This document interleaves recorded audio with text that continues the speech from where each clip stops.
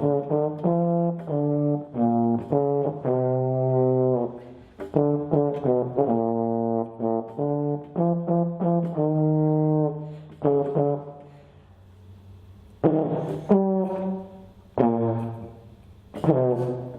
think I mucked that up there at the end. That's when West goes marching in. But no, I had 4 attempts to get to Geelong West, and the first one was I was at North Shore playing in the under-18s, a grand final, which we won, and I was best on the ground. And anyway, the North Shore put me up into the seniors next week for the second semi at fullback. 16 years and 4 months, I'm quite proud of that, looking back. And it wasn't long after that my uncle Des came around to our place, and he was on the committee here at Geelong West, which I hadn't realised, and he said, look, your name has come up and we'd like you over at Geelong West. So I came over here and walked in the club rooms with my bag, just over there it was, and there was about 15 blokes just staring at me. So I thought, how can I go over to them and say my uncle said I could come here and play? It seemed a bit embarrassing, so I turned around and ran back to North Shore. So that was my first attempt to come to West, and it was very good at North Shore. I went down to the Geelong under-19s for a couple of years, I forgot about that. But over at North Shore, we were the basket case. We were a new club up, and we were soundly thrashed by everybody, but we gradually improved, and one by one we beat every one of them. So it was good to be being part of the first North Shore team that ever beat St Mary's, ever beat Newtown, ever beat Barwon. And gradually we played, while I was at the club, my last 3 years, either first or second in the best and fairest each year. We played in 2 Evelyn Hurst grand finals down at Cardinia Park, and we lost those, but it was still good to be down there. And I mention this because my second fielder from Geelong West then came. There was a letter, it was 2 letters actually, one from Geelong and one from Geelong West. And the Geelong West one said, you can come over and train with us, but bring your sand shoes. And if you don't bring your sand shoes, you'll be sent home to get them. And as people know, North Shore boys don't wear sand shoes. So the Geelong one, I went down to Geelong anyway, and I tried to get a game there. I was unsuccessful, but I'm proud to say that I almost won the seconds best and fairest, lost that by 1 single vote. So then it was, so I still wanted to play, thought I could play a game of league footy, so I went to South Melbourne, who are now Sydney of course, and did the pre-season there, and a bloke came up to me, Ron Taylor, and just before they were about to announce the list, and he said, you know, thanks for training with us, young fella, but we've got a lot of blokes your size and your ability, and you should move on somewhere else. So that was that. Sort of, anyway, Billy rang up, Billy Goggin, and he said, you know, you're finished with South Melbourne. I said, yes, how did you know? Billy knows everything. He said, what about coming over to West? And I said, yes, that'd be nice, Billy. So I came over and did the pre-season with West, and Billy said, look, I'm not going to name you in the seniors for the last practice match. I want to try Brian Leorki from Apollo Bay, a new bloke. I said, well, Billy, if you name me in the seconds, I'm not going to sign up with West. I'm sorry, old mate, I've seen you. And that's the way Billy does business, fair enough. He brought blokes from Geelong and put them straight in the seconds. I said, I'll sign with West if you guarantee me the first 4 games. And so I picked up the paper, and there I was named in the seconds. So Sunshine had been asking me to join them for about 3 years, and Sunshine was of course playing against Geelong West. This is VFA First Division, and I happened to be working in Melbourne at the time and sort of half living there, so it was no trouble to go to Sunshine. So they rang up and said they were playing in a practice match at Ararat. So I went up there with Mum and my girlfriend, and when I arrived at the gate, the secretary and president were there, and the captain and a few players, and I felt pretty good. So it was nice to be wanted. So I signed up, and it was a good club, but it felt strange playing against Geelong West, because Geelong West was full of chaps from Geelong, who I'd been with those last couple of years. It seemed like just about everybody on the Geelong West list had played first or seconds at Geelong. So there I was playing against Geelong West. But come the start of the 1975 season, I didn't want to. I had a sports store in Geelong by then, and I didn't want to be travelling up to Melbourne. So I asked my friend Billy Frost, "Do you think that Billy Goggin would have me over at West?" And I was a bit apprehensive because, I'd already passed up 3 opportunities to come over, and I thought there might have been a bit of feeling there from Sunshine West games, and Billy came back to me and said, "No, Billy would love you to come over." And I learnt later that when I ran out for my first training night here at West, that there were a couple of players who said, "If he's coming here, I'm out of here." And Billy said, "You're paid well to play, you blokes. You just do that and I'll manage the list." So that was good. So Billy gave me, and I'm sorry to the Geelong West supporters, but I ended up having 6 knee operations, and I have to tell you that as I look back, I was pretty well shot by the time I got here at the age of 27, and it was very hard to train well and get yourself up. But Billy gave me 4 opportunities during 1975 to get into the team. My first game was against Sandringham, and I was in the best players. And my second game was against Caulfield, and I was in the best players again. But I did lose form, and then found myself on the bench within a few games. I ended up being named 8. And what was I going to say? I was on the bench against Williamstown, and the game started 2:10, and I arrived at 10-2, and you wouldn't believe it. Billy was furious. One more minute. You wouldn't be in. He had dinner served and stripped, ready to go in, and my excuse was my car caught on fire up the driveway, which was true. Terry Bright still laughs at that.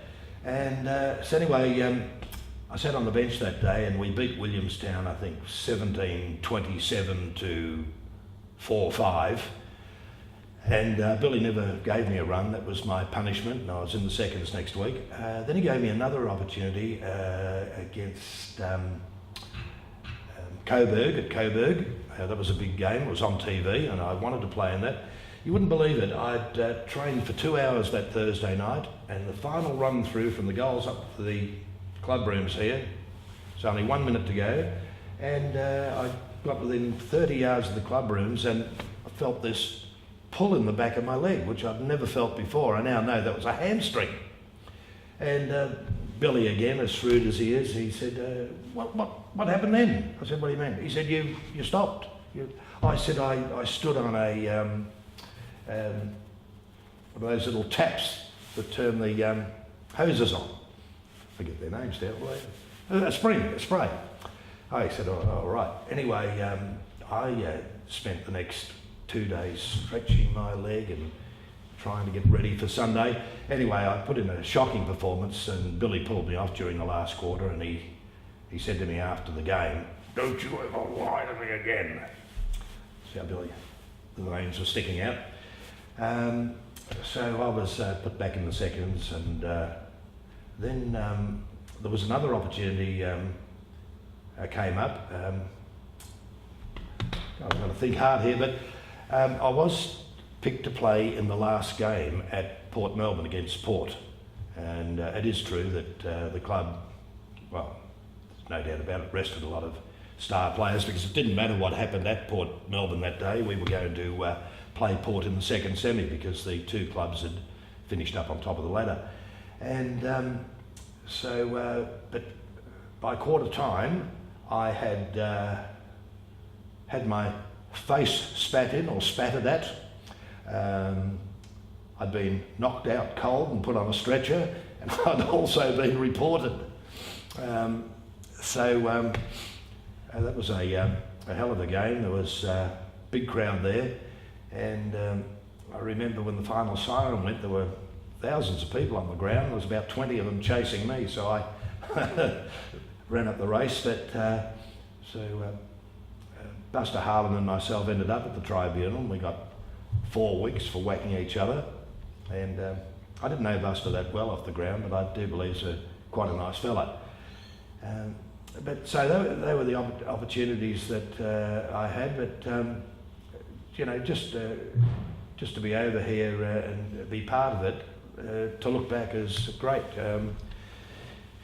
It was a good list of players too. Billy had about 26 pretty even players. They all had very good credentials, and there were so many good players.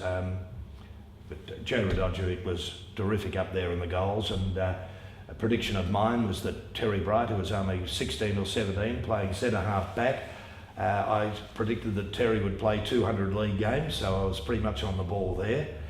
And another one of my predictions is when Billy went back to Geelong to coach Geelong, I thought that he would have coached Geelong for 20 years. He was that good. I thought he'd do a Kevin Sheedy down at Geelong, but Billy and I have since chatted and about that. Yes, there was a bit of opposition to him down there. Might have been something to do with not going to the right school down there. You know what they were like down there. They never won a premiership for, from 63 to 2007, and picked up the tag of handbaggers, so they weren't all that good themselves. But actually, and there was another opportunity Billy gave me, I'd forgotten about that. We played a game against Dandenong here about 4 games from the end of the year, and I was on the bench, and at 3/4 time he said, come on. So out I went, and he gave the team a hell of a speech, screamed his head off, and then he went to walk back to the bench, and I said, excuse me, Billy, what position am I playing? And he looked at me and he said, run and get a beep kick. I put a beep in there. So that's what I did. I ran around the entire last quarter picking up spare blokes. But look, everybody knows all the good players we had. It's been well documented. It'd be rude to start mentioning one or two because there were just so many good players. And that was the thing about West in 75. We had the depth.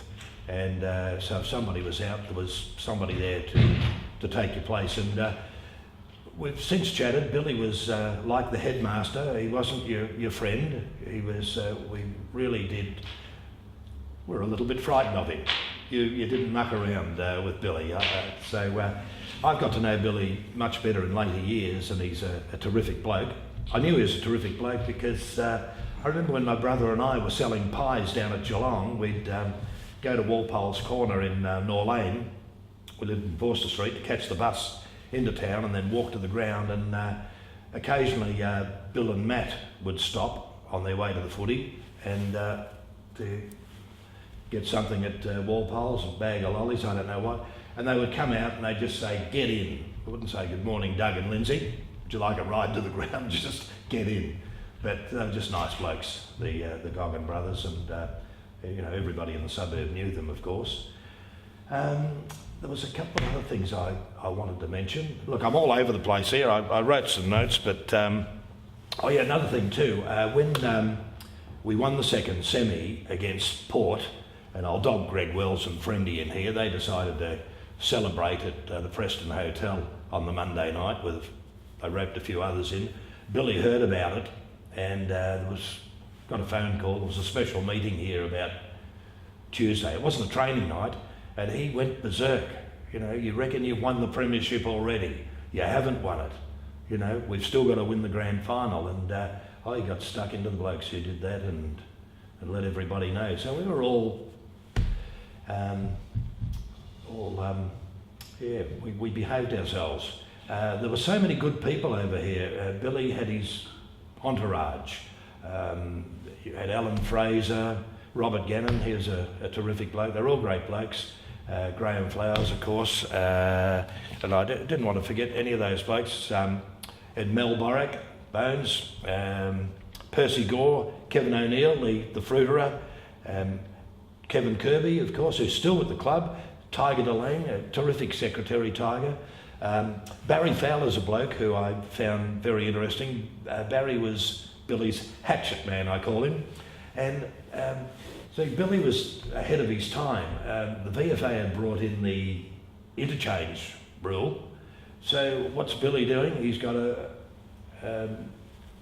West would, the opposition would kick a point, and West would be about to kick out Howard Smith, the great fullback.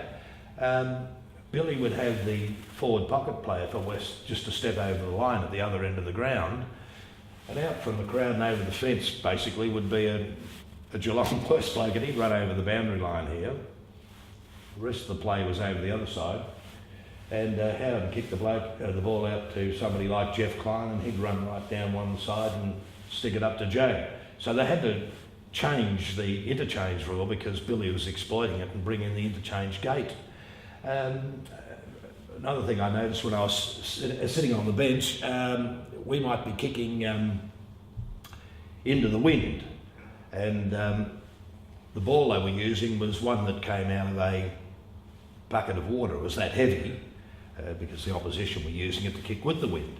Then the end of the quarter, when it was our turn to kick with the wind, Joe Radojevic had kicked the ball out of the bounds and over the top of the hill.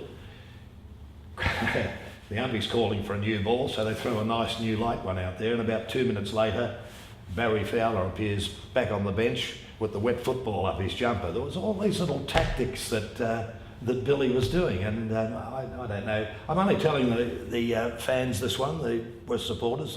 They may know these things, they may not. Another little thing that comes to mind is back in those days, if the firsts played at West on the Sunday, the seconds would play at the opposition ground on the Saturday. And I remember playing at Preston one day in the seconds, and came out of the club rooms, and I was driving by myself, and looked up and there was a few blokes, and I said, "Dennis, Irvs, would you like a ride home with me? I'm by myself." He said, "Well, yes, LT, but it's straight home, no mucking around. I've got a very important function to go to with Jill tonight for the school." I said, "I've got important people waiting for me too, Dennis, so we're going straight home." So we're going down St George's Road, Preston, and Dennis said that he felt a little dry in the throat and would just like one quick one. Well, to cut a long story short, we drove up the driveway here at West on Sunday just in time to see the seniors run out. So we had a lot of fun. Speaking of fun, the disco here of a Friday night was the hottest place in Geelong. All the pubs closed at 10 o'clock. And everybody was looking for somewhere to go, and they packed in here. So you had the disco firing here on Friday night. That went all year round. We had gambling days here on Sunday, Crown and Anchor. There was so much money around. All the players are pretty well paid to play here. I remember, even though I was rubbed out for the finals, Billy insisted that I keep training. I didn't ask for it, but the club gave me $400 for doing that. It was, and also VFA clubs kept their own home gate. So if you had a big crowd here, there was no need to cheat and say, "Well, we'll get half and give the other half to the VFA." The VFA let clubs keep their home gate, and we had some very big crowds here in 1975. The club was a great club. At the end of the season, we went on a cruise. That was our trip. Fantastic. There were about 35 of us. I think there were 22 committee and about 13 players, but it was a terrific trip, a cruise. How lucky were we? But the club kept me on as the seconds coach after that. I really appreciated that, and that was good, but that's another story. I used to watch Geelong West playing over here, and Brian Brushfield and John Oliver were my favourite players. John Oliver, playing at full back, I never once saw him fall over. He never got his shorts dirty on a muddy day, and not a hair out of place. But he had a beautiful pair of hands, perfect judgment, lovely kick. That was John. Ricky Brown was another really good player, but I'd seen Ricky in school footy. We played against him. He was at Belmont High. I was at Norlane State University, and we beat Belmont for the premiership there one year at Norlane. We were very happy with that. But Ricky was a beautiful kick. He would get the ball in the centre, and he would kick it into the goal square every time here at West. So he was beautiful. If you want to see what VFA footy was like in the early 70s, it was pretty rough, and it's on YouTube. You can have a look for yourself. It was very wild. But Australia was a different country then, and many things have been cleaned up. You would see at VFA grounds 30 or 40 blokes coming together and 20 of them would have a box of long necks on their shoulder, long necks, and it would be a hell of a day out there for them. So pretty wild in the outer. I remember playing at Sunshine one day. They were not happy with thrashing us. The police had to escort us to our cars because there was a mob waiting to rough us up as we left the club room. So the good old VFA days.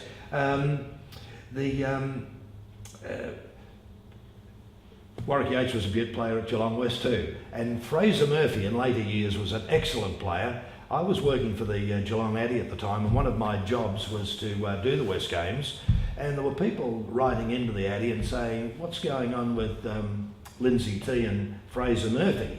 He gets the 3 votes every week. Well, as it turned out, I was pretty much on the ball because Fraser, I think, lost the Lisson Trophy by just 1 vote. He went on to play in a premiership at Carlton, who's a lovely player, Fraser.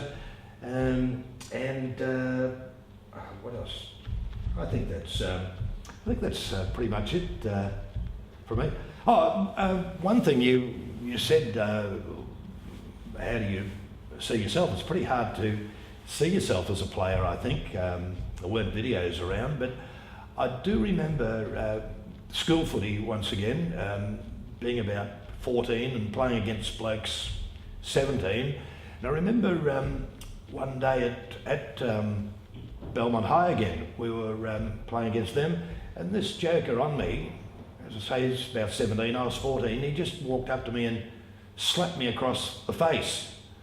About 200 school children burst out laughing, and I felt terrible. There was another day I played in the thirds against Fitzroy at Fitzroy, and I came on as the 19th man. Fitzroy were about 30 goals ahead of us. Ball was down the other end of the ground, and a big ruckman came up. He stood next to me and he just kneed me in the thigh, and I collapsed in the mud, and they took me off. No stats, nothing. And so I sort of thought, if I was going to play footy, you've got to have a bit of a whack back, otherwise they'll whack you all day. Footy was pretty much like that, but it's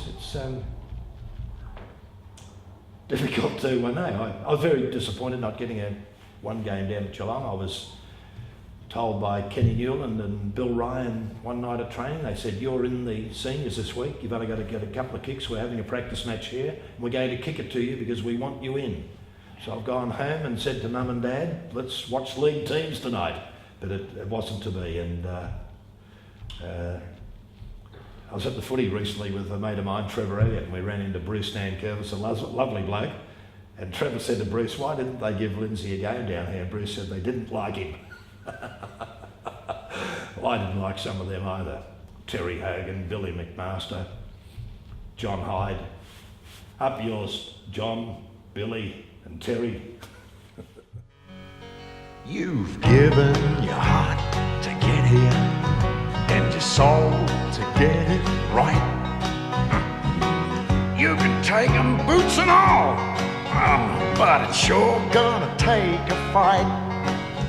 When you spend all week getting to your peak, you're gonna have your say. You bet.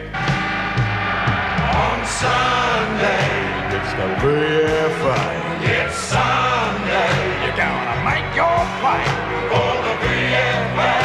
Today you're gonna fly. It's Sunday for the VFA. It's Sunday.